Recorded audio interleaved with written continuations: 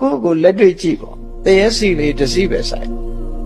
တစ်စီဆိုင်ရင်တရက်သီးကတစ်လုံးပဲသီးတင်တာပေါ့ဘယ်ဟုတ်မလဲတရက်စီတစ်စီဆိုင်